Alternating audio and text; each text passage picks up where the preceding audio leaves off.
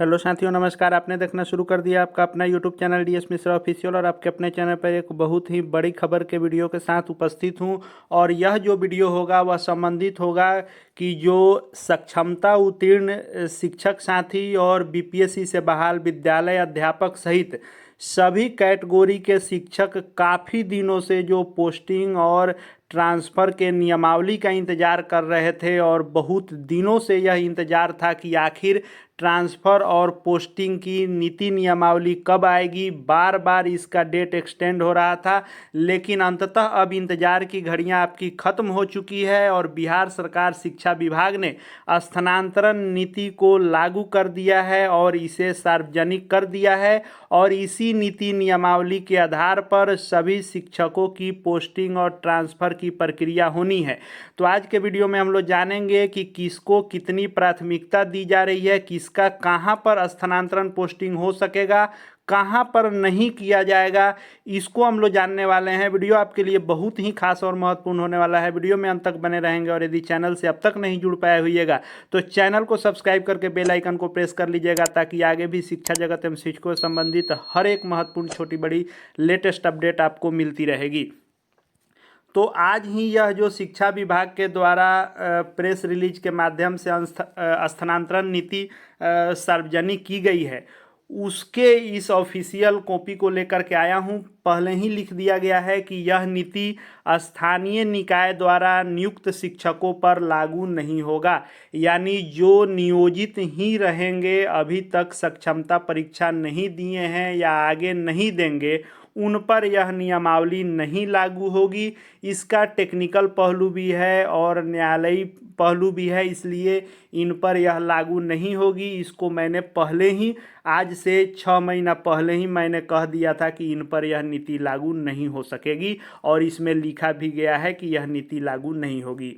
आगे जो लिखा गया है कि शिक्षकों के रुग्णता एवं दिव्यांगता के आधार पर जो पदस्थापन एवं स्थानांतरण में प्राथमिकता दी जाएगी, वह किस प्रकार दी जाएगी, उसकी अधिमानता नीचे दी गई है। इसको हम लोग समझ लेते हैं कि जो ट्रांसफ़र और पोस्टिंग में प्रायोरिटी मिलनी है, किसको कितना लाभ मिलना है, किसको कितना इसमें घाटा होने जा रहा है, या किसका कहाँ होगा, किसका कहाँ नहीं किया जाएगा।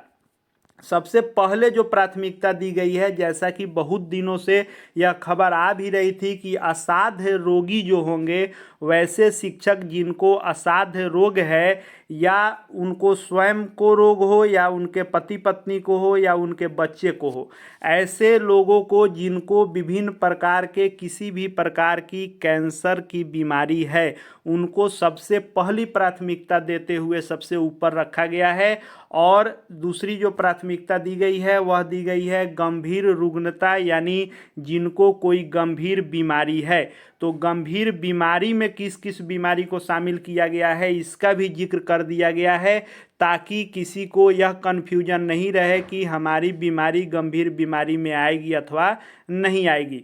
तो किडनी से संबंधित जो रोग दिए गए हैं, या तो डायलिसिस होता हो या किडनी ट्रांसप्लांट हुआ हो, हृदय रोग के कोई मरीज हों जिनका जन्मजात हृदय रोग हो, बाईपास सर्जरी हुआ हो, और उसके बाद वॉल्व का रिप्लेसमेंट हो, स्टंट लगना हो, या पक्षपात या ब्रेन हेमरेज हुआ हो, ऐसे प्रकार के रोग इसमें शामिल हैं। लीवर से संबंधित में लीवर सिरोसिस और लीवर ट्रांसप्लांट हुआ होगा, उसको शामिल किया गया है। या तो यह तीनों प्रकार की बीमारियां स्वयं को हो, पति पत्नी को हो, बच्चों को हो, उनको इसमें शामिल किया गया है।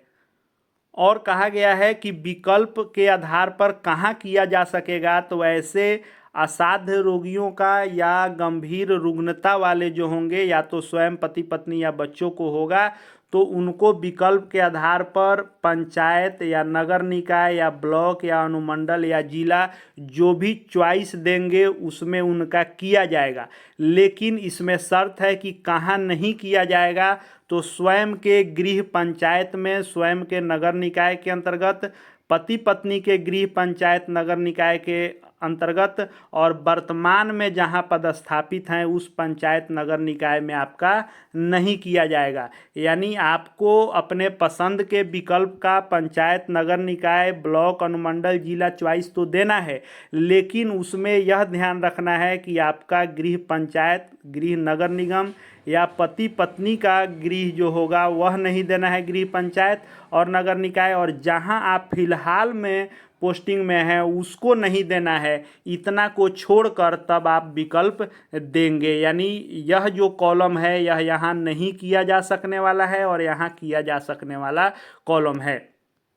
आगे हम लोग देख लेते हैं। आगे जो तीसरी प्राथमिकता दी गई है वह दिव्यांगता के आधार पर जो नियुक्त हैं उनको दी गई है कि विविध प्रकार की दिव्यांगता, चाहे दृष्टि बाधित हो, मुख बधिर हो, अस्थि दिव्यांग हो, मनोविकार या बहु दिव्यांग स्वयं हो, पति पत्नी हो, बच्चों हो, इनको इसमें प्राथमिकता दी जाएगी। और सेवा काल में यदि दुर्घटनाग्रस्त हो गए हैं या शल्य चिकित्सा के कारण दिव्यांगता हो गई है, यानी दिव्यांगता के आधार पर जो बहाल हैं उनको भी मिलनी है, और सेवा काल में भी हो गए हैं, जैसे किसी अंग की क्षति हो गई है, हाथ पैर आँख की दिव्यांगता हो गई है, स्वयं की, जो अगर सेवा काल के दौरान वाला में जो है तो वह स्वयं की है, आपके पति पत्नी बच्चों का इसमें नहीं है, तो कहाँ आपका किया जा सकेगा? तो विकल्प के पंचायत नगर निकाय, ब्लॉक, अनुमंडल, जिला में चॉइस के आधार पर दिया जाएगा।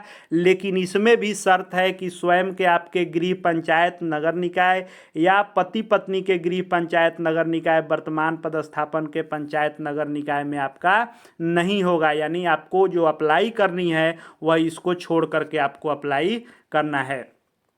चौथी जो प्राथमिकता दी गई है वह ऑटिज्म और मानसिक दिव्यांगता का दिया गया है। इसमें पति पत्नी बच्चों की दिव्यांगता को शामिल किया गया है, और इसमें भी वही नियम रखा गया है कि आपके चॉइस के पंचायत नगर निकाय, प्रखंड, अनुमंडल, जिला में आप आवेदन कर सकेंगे, लेकिन आप स्वयं के पंचायत नगर निकाय, पति पत्नी के गृह पंचायत नगर निकाय या वर्तमान में जहां आपकी पोस्टिंग है उसमें आप नहीं कर सकेंगे।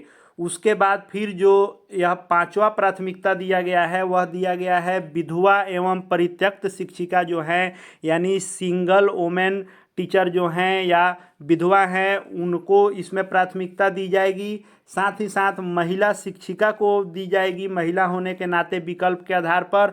और इनको भी जो दिया गया है प्राथमिकता कि कहाँ हो सकेगा, तो विकल्प के पंचायत नगर निकाय, प्रखंड, अनुमंडल या जिला चॉइस में आपका हो सकेगा। लेकिन इसमें भी है शर्त कि आप स्वयं के गृह पंचायत या गृह नगर निकाय या पति के गृह पंचायत नगर निकाय वर्तमान पदस्थापन के पंचायत नगर निकाय में नहीं होगा। यानी आपका जो गृह पंचायत नगर निकाय है मायके का वहाँ भी नहीं होगा, और पति का यानी ससुराल के भी जो आपके पति का गृह पंचायत नगर निकाय है उसमें भी नहीं होगा, और जहाँ आप वर्तमान में हैं उस पंचायत नगर निकाय में भी नहीं होगा। इसके अलावे आप दूसरे पंचायत नगर निकाय, ब्लॉक, अनुमंडल, जिला का चॉइस दे सकेंगी। उसके बाद जो किया गया है कि शिक्षिका के पति के पदस्थापन के आधार पर, तो पति के पदस्थापन के आधार पर जो दिया गया है उसमें भी विकल्प के पंचायत नगर निकाय, जिला, अनुमंडल का चॉइस लिया जाएगा, लेकिन स्वयं के गृह पंचायत नगर निकाय, पति के गृह पंचायत नगर निकाय, स्वयं एवं पति के वर्तमान पदस्थापन के पंचायत नगर निकाय में आपका नहीं होगा। यानी जितने लोगों को प्राथमिकता दी गई है उनको, जो ऊपर हमने यह 7 प्रकार की प्राथमिकताएं देखी, इसमें यही निचोड़ है कि आपसे चॉइस आपका पंचायत या नगर निकाय, ब्लॉक, जिला, अनुमंडल चॉइस तो लिया जाएगा, लेकिन आपका जहां गृह पंचायत है, गृह नगर निकाय है या वर्तमान में आपका जहां पोस्टिंग है उस पंचायत या नगर निकाय या महिला शिक्षिकाओं के संबंध में पति के गृह पंचायत या गृह नगर निकाय, इसमें नहीं हो सकेगा। इसके अलावे आप दूसरे पंचायत नगर निकाय में आप अपना चॉइस दे सकते हैं। उसके बाद जो पुरुष शिक्षक बचे, तो पुरुष शिक्षक को 8वें प्राथमिकता में रखा गया है। इसमें सभी पुरुष शिक्षक को शामिल किया गया है और कहा गया है कि जिले का दिए गए विकल्प के आधार पर आपका ट्रांसफ़र पोस्टिंग होगा, लेकिन इसमें शर्त है कि आपके गृह अनुमंडल में नहीं होगा। यानी पुरुष शिक्षकों को जो लंबे दिनों से इंतजार कर रहे थे ट्रांसफ़र पोस्टिंग का, एक बार देखा जाए तो फिर उन्हें निराशा ही हाथ लगी है, क्योंकि आपके पूरे अनुमंडल में आपका नहीं होगा।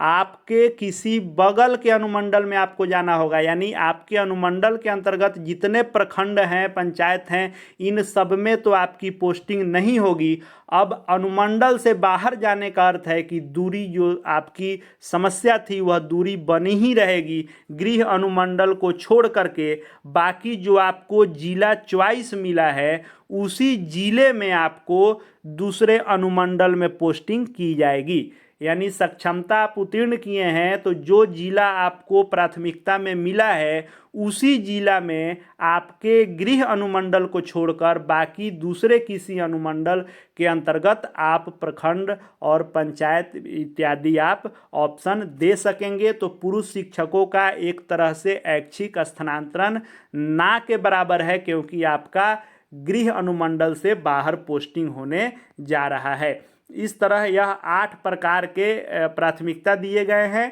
जो भी मेडिकल से संबंधित यानी रोगी लोगों के लिए जो प्राथमिकता है या दिव्यांगता के लिए, वह सिविल सर्जन कार्यालय से निर्गत प्रमाण पत्र मान्य होगा। आगे भी जो इसकी नियमावली दी गई है उसको अगले वीडियो में हम लोग एक एक करके समझेंगे कि किसकी कैसे होगी, कहाँ अप्लाई होगा, कितने दिनों में होना है, क्या होना है। इन सब को लेकर के आगे वीडियो लेकर के आऊँगा। फिलहाल जो 8 प्राथमिकताएं दी गई है उसको हम लोगों ने देखा। इस 8 प्राथमिकताओं के संबंध में आपके मन में कोई भी प्रश्न हो तो कमेंट बॉक्स में निश्चित रूप से रखेंगे, और वीडियो उपयोगी लगे तो लाइक शेयर और ज़रूर करते रहेंगे, और चैनल से जुड़ जाएंगे। चैनल को सब्सक्राइब करके बेल आइकन को प्रेस कर लेंगे। साथ ही साथ हमारे Telegram channel DS Mishra official से भी जुड़ जाएंगे, जिसका लिंक डिस्क्रिप्शन बॉक्स में है। इस वीडियो को देखने के लिए आपका बहुत बहुत धन्यवाद।